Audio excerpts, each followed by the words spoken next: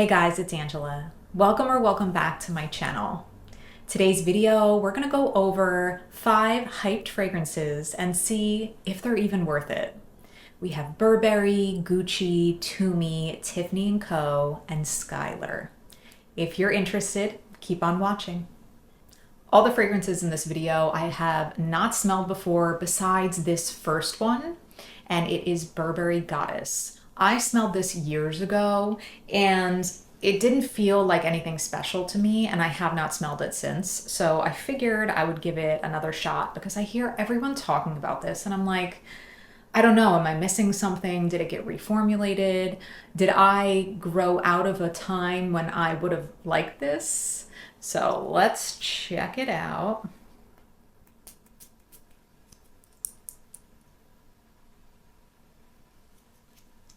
Okay, right off the bat. This smells very designer. That's a good thing. But do I think it smells special?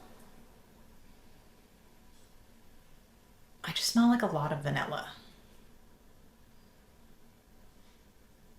Lavender, maybe? This might be lavender also. Let's see what the notes are. Vanilla infusion, lavender, vanilla caviar, vanilla absolute. So yes, there is vanilla and lavender. It's like an elevated vanilla. It smells very on par with Sephora type fragrances. I'm not a huge vanilla fan when it comes to wearing vanilla just to wear vanilla. I like something a little more complex. So for me personally, I don't know that this is something that I would purchase a full bottle of, but it's definitely something I would buy as a gift for someone because I feel like it has enough interest that you kind of can't go wrong with it. So is it full bottle worthy? Sure, for the right person it is. It's soft, warm, and very inviting. It has gourmand aspects of it, but it definitely smells like a designer perfume. So I would not categorize this as a gourmand vanilla. I think that for the right person, they would really enjoy this. And the right person is someone who is, I would say, mid-20s and up. I think that it's a little too sexy sophisticated for someone who's super young. I think there's a lot better options, especially at Sephora. So do I think it's worth the hype? Yeah, I do. The next 4 I have not smelled before. These are total first impressions. And this one is Tiffany&Co Rose Gold. Let's see what she's all about. Okay. This is very designer smelling too. Interesting. It's very floral. I smell lots of floral. It almost comes off as like Play-Doh-y to me. It's nice though. I smell like light florals. Let's see what the notes are. This has blackcurrant, blue rose accord, and ambrette seed. Interesting. I wonder if on skin you probably smell the ambrette seed. This is nice. This is someone who really likes a fruity floral that has that soapy rose note. Interesting. I mean, do I think it smells unique? No. It actually has the same family of DNA as like the Delinas and that very feminine, rosy quality. So it kind of smells like expensive hair products, like expensive shampoo, which is not a bad thing. It smells clean, but do I think that there's better options? Yeah, probably. But it's nice. It's nice. It's definitely not offensive. It's very understated. Now this smells youthful to me. This smells very youthful, like a young girl's first introduction into a fruity floral with like that clean, soapy, rosy vibe. Yeah, nice. Do I think that it's worth the hype? If you smelled this before you smelled Delina and even Eladaria, like things that are a little more complex and rosy, I think that you'll really like this. I don't think that you're gonna like this if you already have smelled those others that I just mentioned. So is it worth the hype? Depends on the person, but it's not bad. The next fragrance is Gucci, the Alchemist Garden, Where My Heart Beats. And I just want to say, I know that this is a decant and I feel like I shouldn't really complain, but I just don't like dabbers. And not only is it a dabber, it doesn't have the dabber little stick. And I know when I pull this thing open, it's going to go everywhere. And if I don't like the smell, I'm going to be sad. So watch me fail here. Ooh, we did pretty good. Now how do I go about doing this? Okay, we're gonna do a little drop on here. Okay. Hope you're good.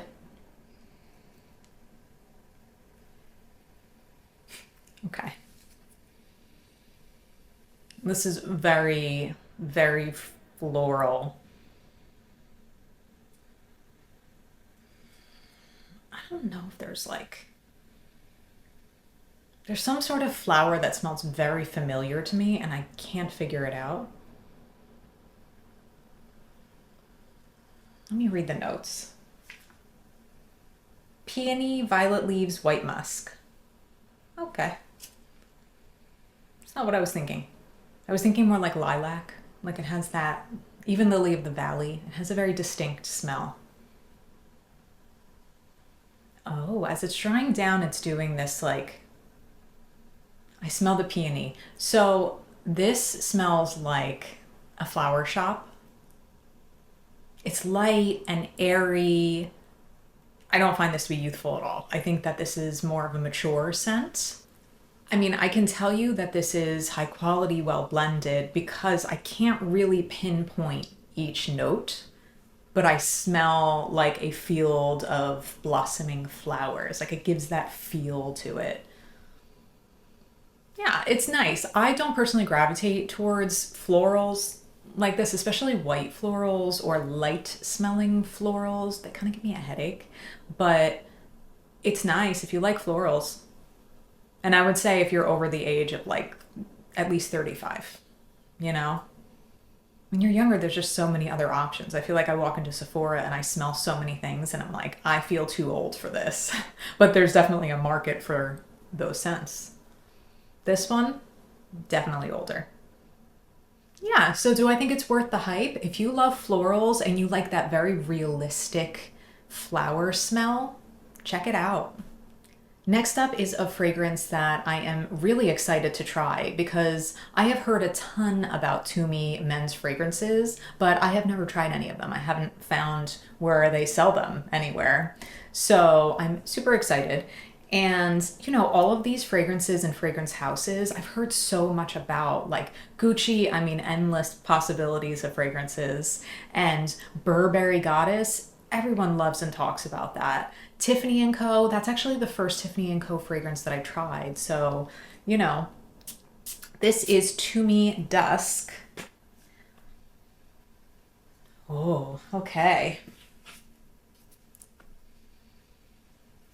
I love men's fragrances. There's something like spearminty in here. It smells very fresh, soapy, clean. Ooh, I like this.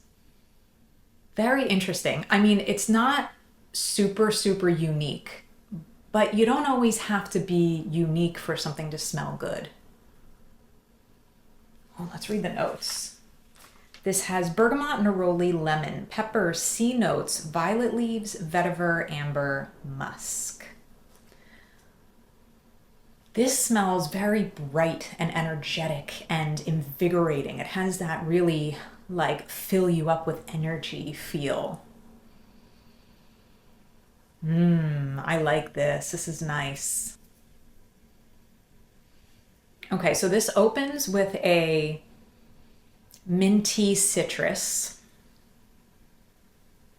And I'm not getting the full dry down, but I can tell as it's drying down, it's getting a little like woody, peppery, musky. Yeah, this is like easy to like. I think men would love this. This is like an easy reach. I don't think you can go wrong with this. Do I think it's worth the hype? Absolutely. I think that this is a great option. Last on my list is a fragrance house that I've heard a ton about and have not been able to get to a Sephora that carries it because the one near me does not. And that is Skylar Clean Beauty Citrus Reverie. Okay. Ooh.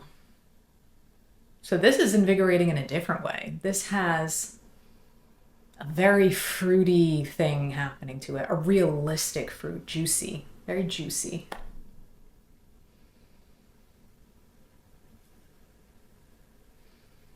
Ooh, yeah, that's nice. Let's read the notes because I can't really pinpoint what's happening in here.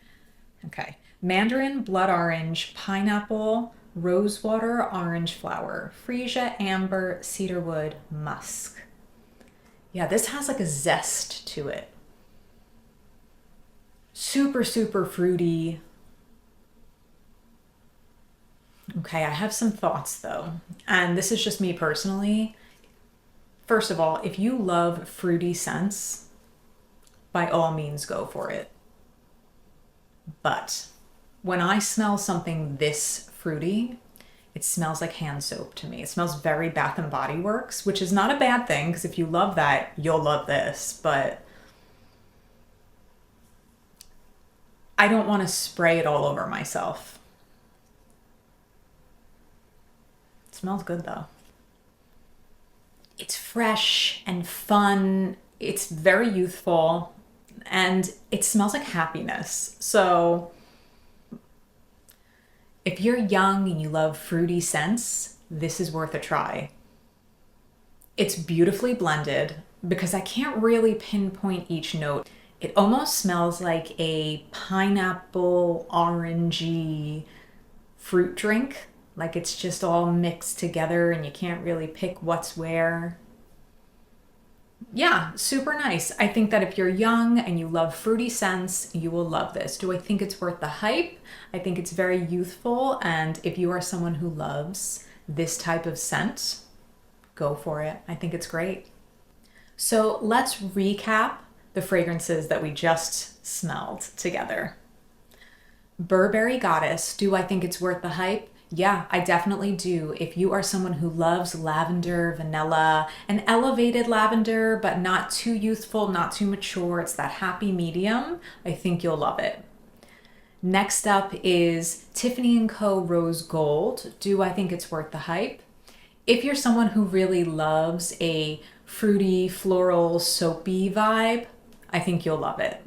Next up is Gucci The Alchemist Garden, Where My Heart Beats.